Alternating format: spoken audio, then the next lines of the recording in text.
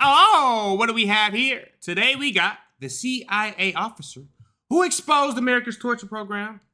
Thank you guys for tuning in. And without further ado, let's get it! I'll never forget his words. He said, "Something terrible is going to happen."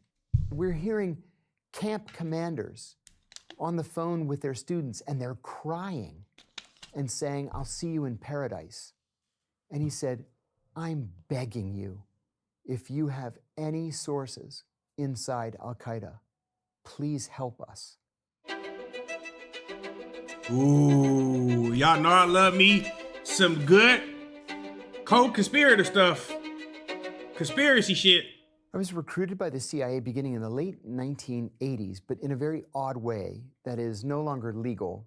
I was in graduate school at George Washington University in Washington, D.C., and I was taking a class called The Psychology of Leadership that was taught by an eminent psychiatrist by the name of Dr. Gerald Post.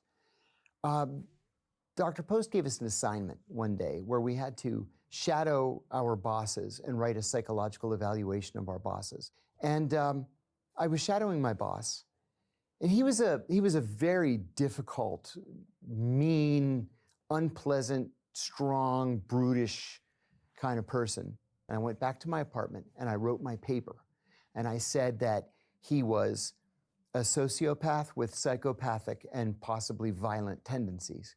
I gave Dr. Post the paper, and a week later, he gives it back to me, and he gave me an A, and underneath the A, he wrote, "Please see me after class." So I went to see him, and I said, "Dr. Post, you wanted to see me?" He said, "Come to my office." So we went downstairs in the building into his little academic's office. He closed the door, and he said, "Look, I'm not really a professor here. I'm a CIA officer undercover as a professor here. And I'm looking for people who would fit into the CIA's culture. I think you would fit in. Do you want to be a CIA officer?" And I said, "Yes." And so he made some calls. It was up to me to pass all the tests, and there were a lot of tests. But that's how I got into the CIA. And I guess when you first joined the CIA, what was the global political landscape like, and what was the US's stance with their foreign policy? When I joined the CIA, the Soviet Union was literally in the process of collapsing. And so all eyes were on Eastern Europe. My expertise was in the Middle East. I had a bachelor's degree in Middle Eastern studies. I had studied Islamic theology with one of the leading Muslim scholars in the West. And my master's degree was focused in foreign policy analysis. So I was very specific about the Middle East.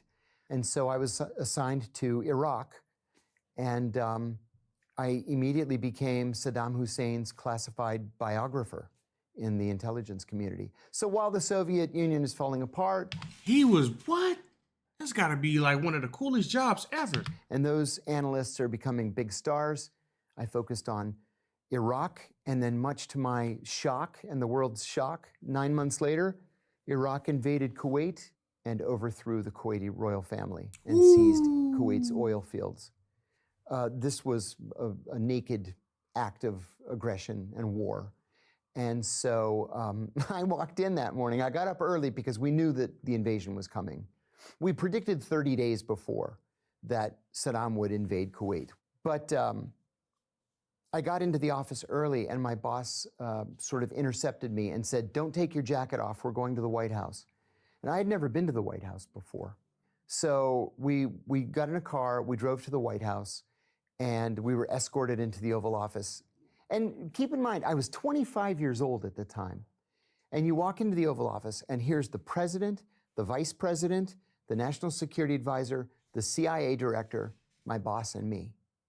And the mood is very heavy. So everybody sits down, and the president says, "Well, now what do we do?" And then everybody turns and looks at me. And it took me a second to get my bearings.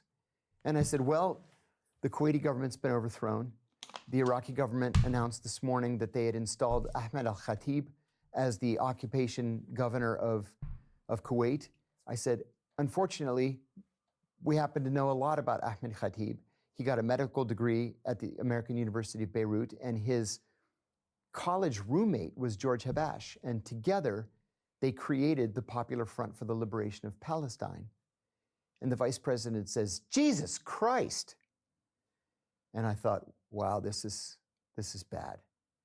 We finished the briefing, got up and walked out, and two things happened. My boss said to me, "There's something you need to understand."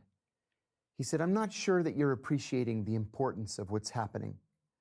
It's not unusual for a country that we cover to go to war. It's highly unusual for a country that we cover to go to war with us." And then later that afternoon, Margaret I Thatcher, bet it is. who at the time was the British Prime Minister, called the president. It was George H.W. Bush, and famously told him, these were her words, "Now's not the time to go wobbly, George." And that call was like a wake-up call for George H.W. Bush. And so we sent the largest army deployed since the end of the Vietnam War. We invaded Kuwait, we liberated it, and then the rest is history. We You took were over then pretty much. stationed in the Middle East. What was your role out there? I served first in Saudi Arabia, then in Kuwait, and then I went back to headquarters for a while and decided that I so loved serving overseas that I wanted to do it on a longer-term basis. So I applied for what's called a rotation at the State Department. And I mean, this was an honest-to-God State Department job where I left the CIA and I went to the State Department.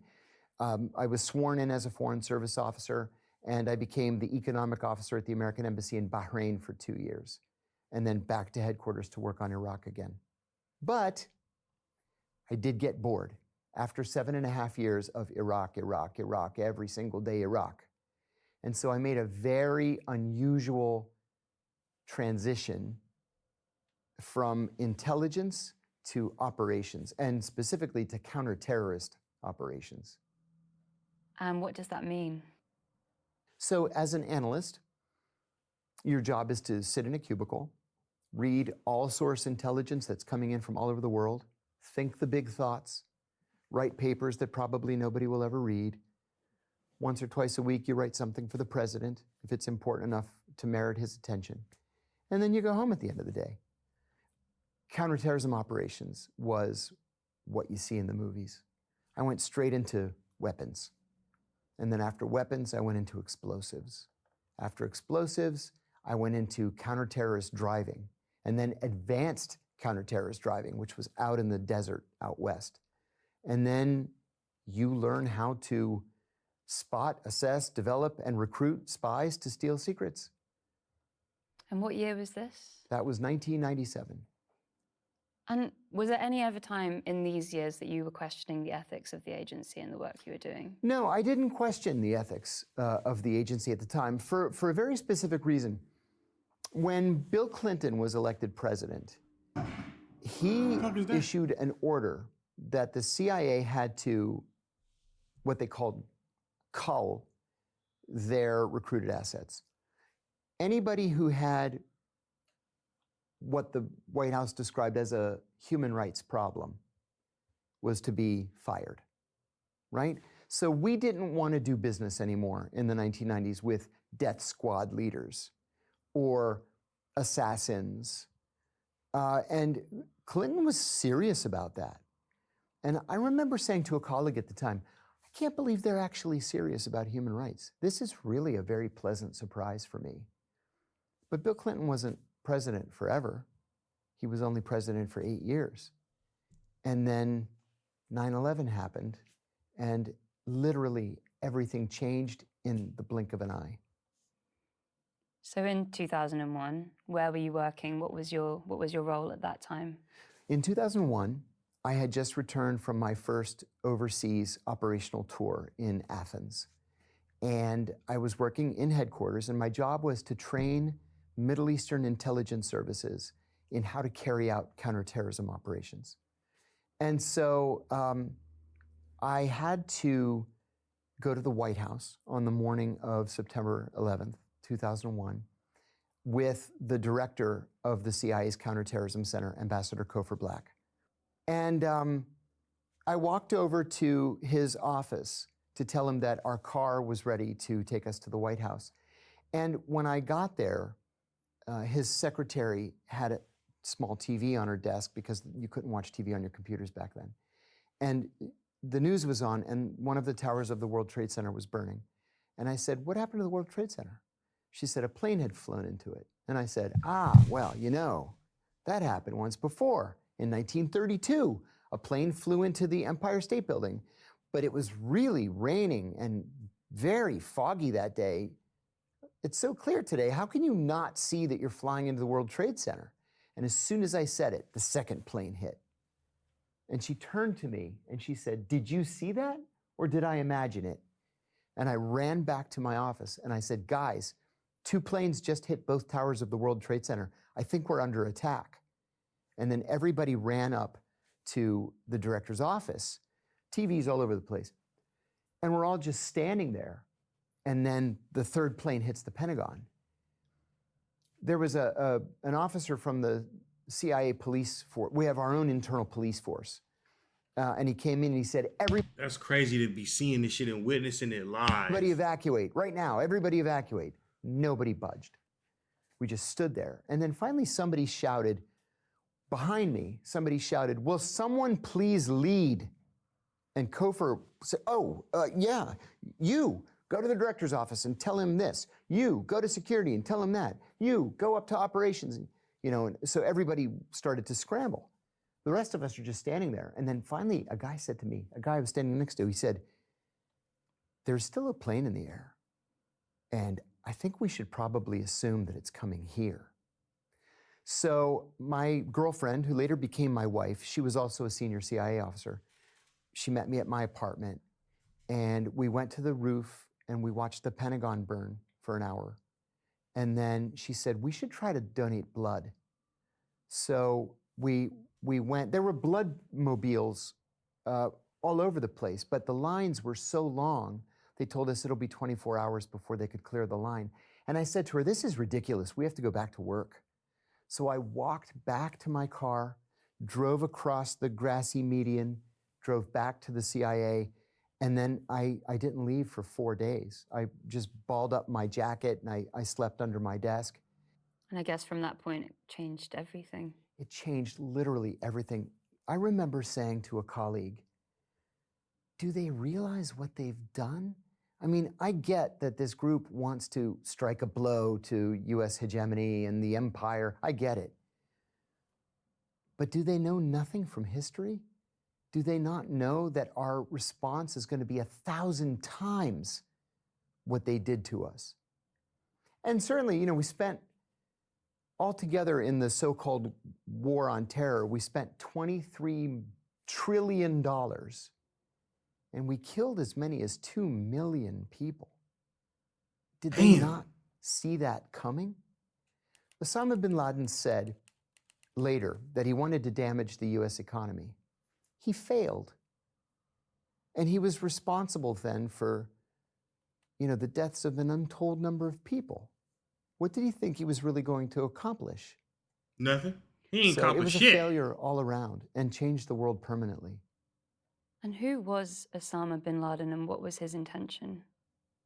The bin Laden family is a very honorable, very highly respected family. Dozens of them live permanently in the United States. They have billions and billions of dollars, and they have made that money through bin Laden Industries.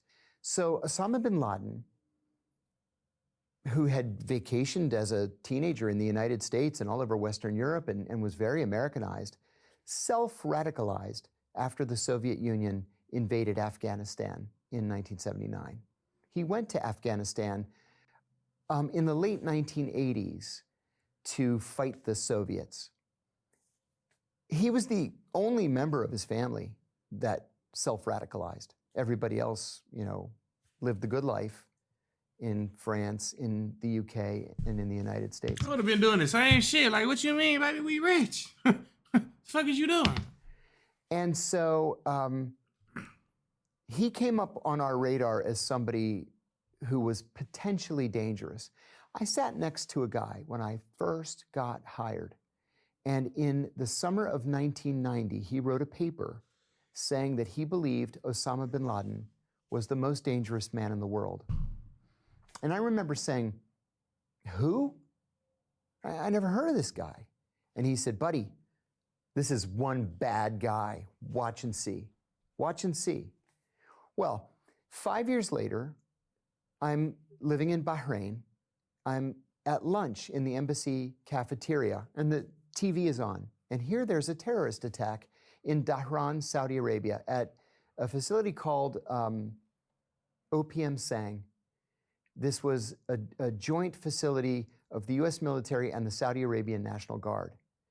And terrorists had gotten onto the base and had killed something like 5 people. And I think they were all third country nationals. I think they were Indians.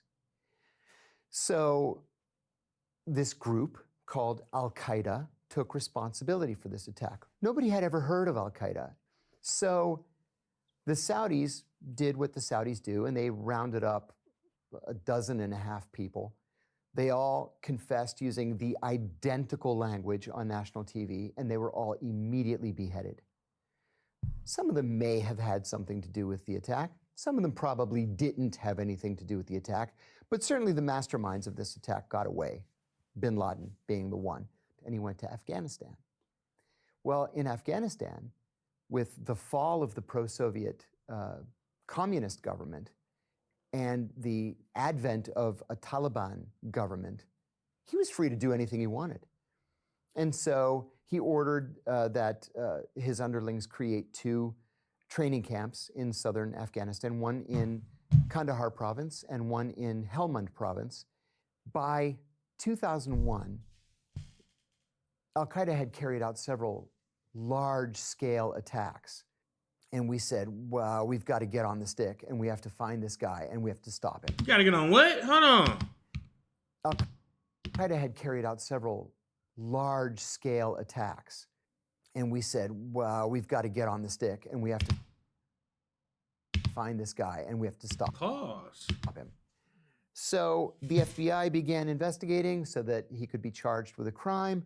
The CIA began looking for him. We knew that he was somewhere in Afghanistan, probably in Kandahar, but it was impossible to really find him. And then on July the 6th, 2001, I was at CIA headquarters, and I was entertaining a delegation from a Middle Eastern intelligence service. We did this literally every single day. I had arranged a briefing on Al-Qaeda with a young, like 23-year-old analyst. So I said, well, we're going to start off today with a briefing on Al-Qaeda. The door opens, and Ambassador Black walks in with the chief of operations for the Osama bin Laden group. And I was so shocked, I stood up and I said, gentlemen, this is Ambassador Kofor Black. He is the CIA's director of counterterrorism, and this is the director of operations for our Osama bin Laden group. And he sat down, and I'll never forget his words. He said, something terrible is going to happen. We don't know when, and we don't know where, but we know it's going to be an attack on a massive scale. We're hearing code words for a huge attack. The honey salesman is coming with vast quantities of honey. There's going to be a great wedding. There's going to be a great football match. These are all code words for an attack. He said, we're hearing camp commanders on the phone with their students, and they're crying and saying, I'll see you in paradise. What? And he said, I'm begging you, if you have any sources inside Al-Qaeda, please help us. They were just as shocked by this briefing as I was. They didn't say anything. He got up, he shook their hands, they walked out. At the end of the day, I sent these guys back to their hotel. It was going to be a few hours before dinner. So I went to Kofor's office to thank him for spending the time. I said, Kofor, I have to ask you, I'm not working on Al-Qaeda. Did you say that just for their benefit, or were you serious? And he said, oh, I was deadly serious. Something terrible is going to happen. And then sure enough, 2 months later, there it was. From that moment after September 11th, you were very involved in tracking down senior members of Al-Qaeda. How did that work? Well, like everybody in the building, I volunteered to go to Afghanistan on September 12th. And I volunteered again and again and again, 4 times. And they kept putting me off. Well, I was one of only 16 fluent Arabic speakers at the CIA at the time. I had worked years earlier for the deputy director of the Counterterrorism Center, so I considered him to be a friend. I went into his office and I made a bold and completely empty threat. And I said, if you don't send me to Afghanistan right now, I am going straight to Exxon with my Arabic and I'm not looking back. And he says, take it easy, take it easy. Can you go to Pakistan? And I said, yes. When? He said, tomorrow. I said, yes. What do you want me to do there? He said, I want you to be the chief of counterterrorism operations. I said, fine. And so I left the next day. I arrived in Islamabad at 4 o'clock in the morning. And then the driver said, oh, I'll pick you up at 7 to take you in the office. And I said, oh my God, please. I can't sleep on planes. I haven't slept since I left Washington. It's been 24 hours. Let me have another hour, pick me up at 8. So he picked me up at 8. I was like a zombie. And I went in and introduced myself to the chief. And I said, I'm your new chief of counterterrorism. And he said, okay, have a seat. So he said, here's what I want you to do today. I want you to come up with a standard operating procedure to take down a terrorist safe house. And I said, okay. So I went back to my office and I sat with a legal pad and a pen. And I thought, okay, if I were going to take down a terrorist safe house, how would I do that? And then I thought, I would want it to be dark. I wouldn't want anybody to see me. So I wrote O200 at the top of the paper. And then I thought, I need weapons, like lots of weapons. I bought guns, ammunition, night vision goggles, battering rams, bulletproof vests, knives, walkie-talkies. From scratch, we started this thing. And I thought, well, 9/11 is an open criminal investigation, so I have to invite the FBI. And this is Pakistan. It is their country, after all, so I have to invite the Pakistanis. So I wrote, joint team, CIA, FBI, ISI, with the list of weapons. I ordered the weapons. They were there, in days. So a week later, we did our first test raid. We caught 2 Al-Qaeda fighters. Another few days later, we caught an actual mid-level guy from Egyptian Islamic Jihad. It worked. And then finally, 6 weeks later, we get word from a sister agency in the Washington suburbs that Abu Zubaydah, who we believed at the time was the number 3 in Al-Qaeda, was somewhere in Pakistan, and we had to catch him. That was all we knew. He was somewhere in Pakistan. And I said, in our morning meeting, I said, this country is the size of Texas. It has 220 million people in. What do you mean he's in Pakistan? Go catch him. But we came up with a plan, and we caught him. He was shot. That is 3 massive. times and severely wounded. So I sat with Abu Zubaydah for 56 hours after we shot him. The Pakistani doctors there saved his life, pumping blood into him as quickly as they could. It was just oozing out of him, pooling underneath the bed. He was soaked in blood. We were soaked in blood. It was like a scene out of a horror movie. But kept his but he ass lived. alive, though.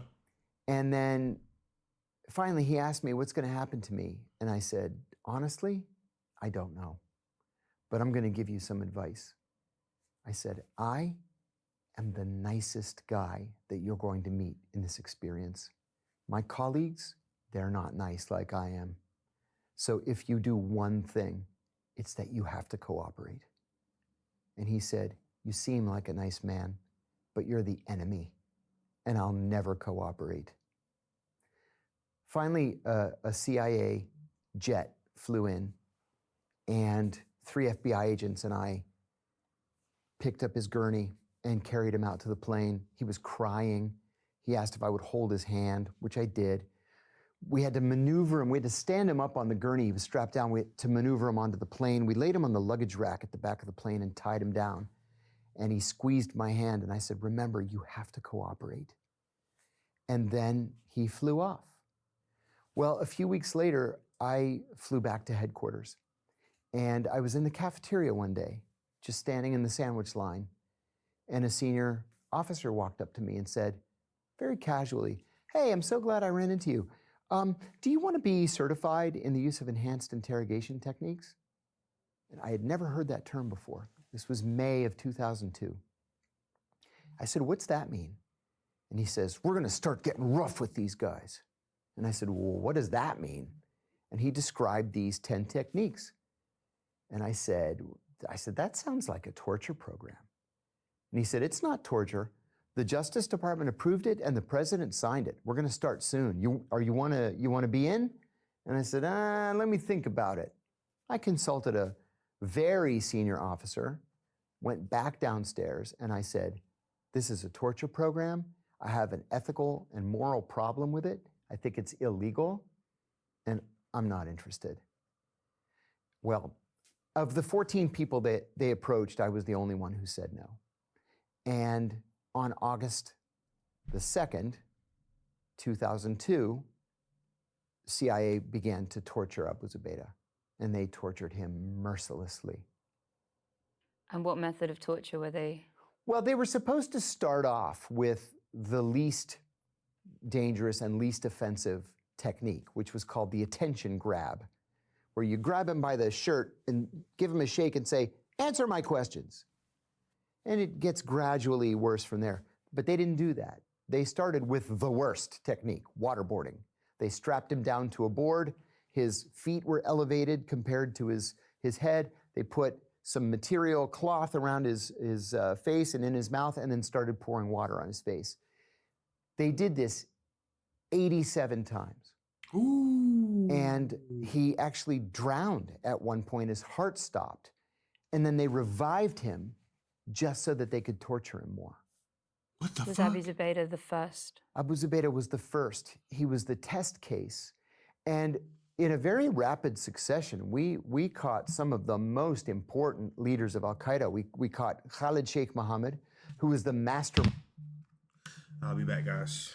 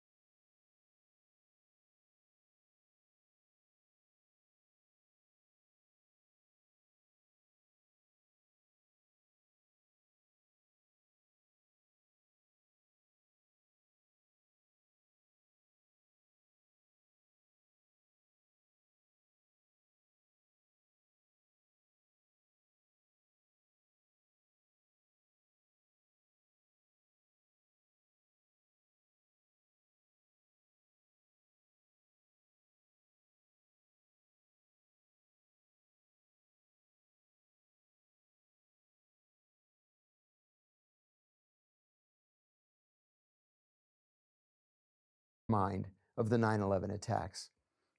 He was waterboarded 100. Abu Zubaydah was 83 times up, and Khalid Sheikh Mohammed was waterboarded 187 times. We used other techniques that I even believed were worse than waterboarding. We used one called the cold cell, where we strip the prisoner naked and then chain him to an eye bolt in the ceiling so he can't sit or lay or get comfortable in any way. And we chill the cell to 50 degrees Fahrenheit. And then every hour, a CIA officer throws a bucket of ice water on him.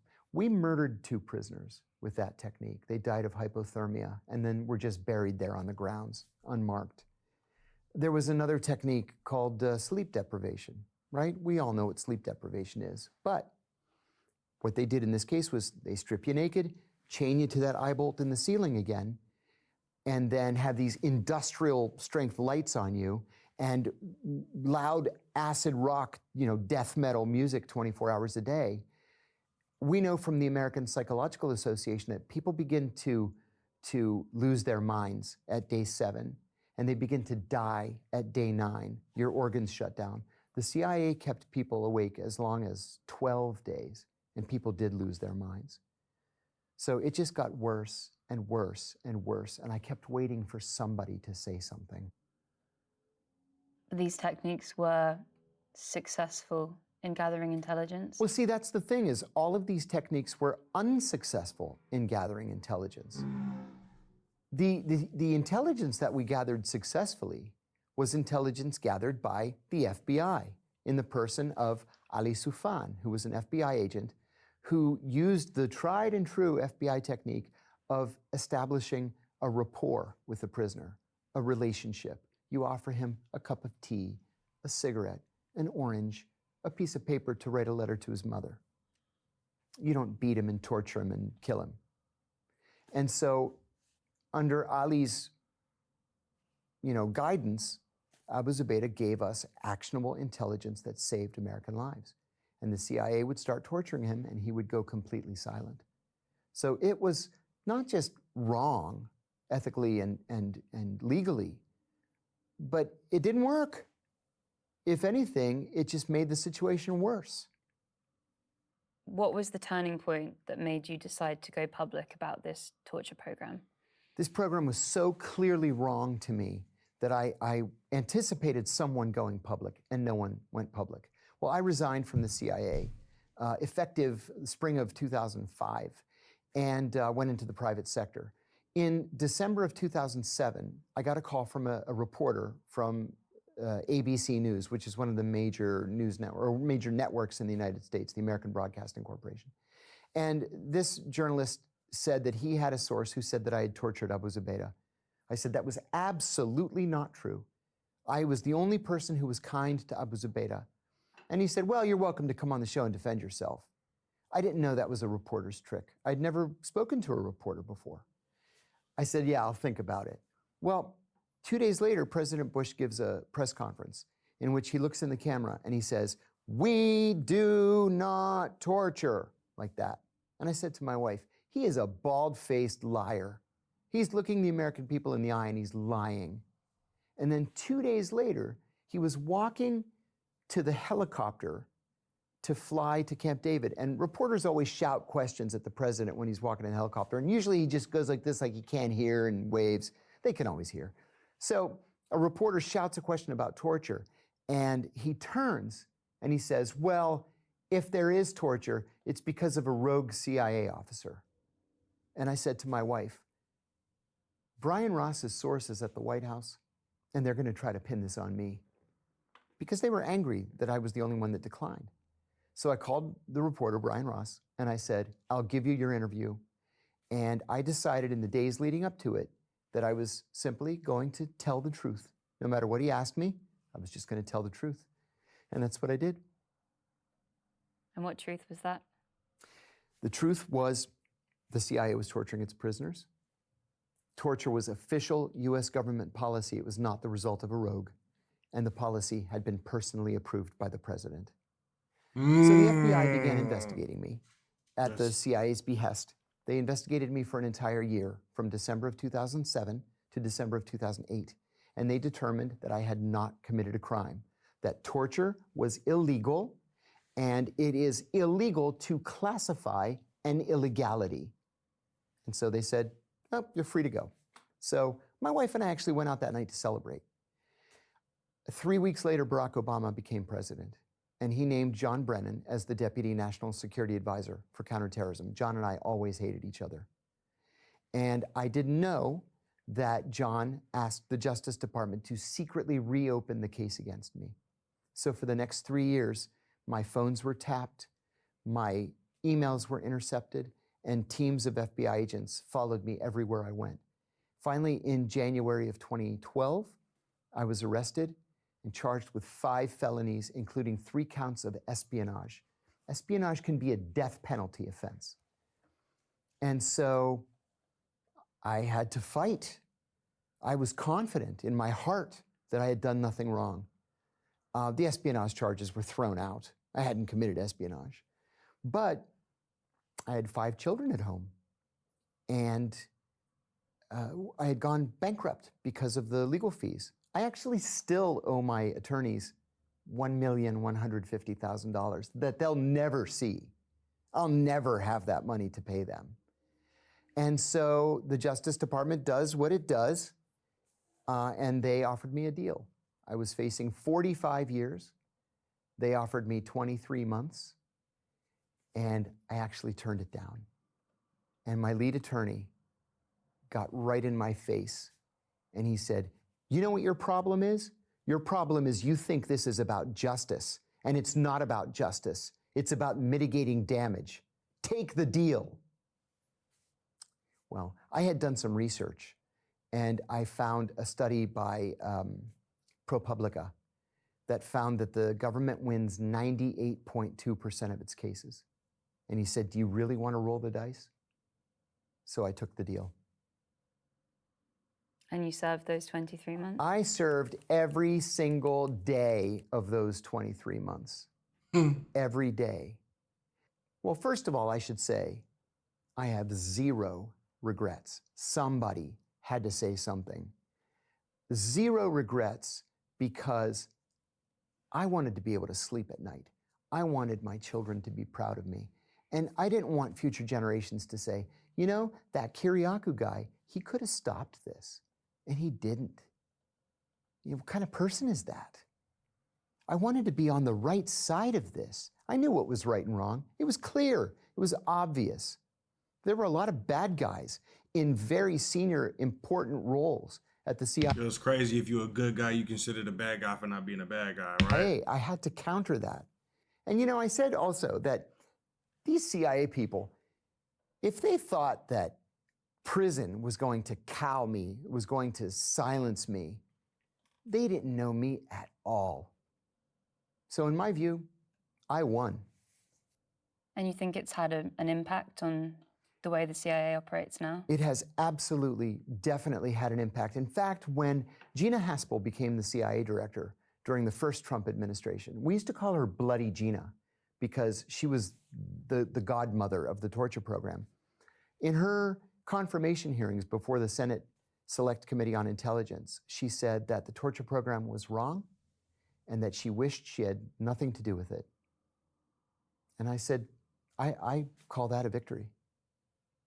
And any intelligence officer or anyone that kind of witnesses wrongdoing and they want to speak out, what advice would you give to someone? You have to go with your conscience. The CIA likes for its officers to believe that everything in life is a shade of gray. And that's just simply not true. Some things in life are black and white, right and wrong. And deep down, we know what's right and what's wrong. So trust yourself, trust your judgment, even if you know there's going to be fallout.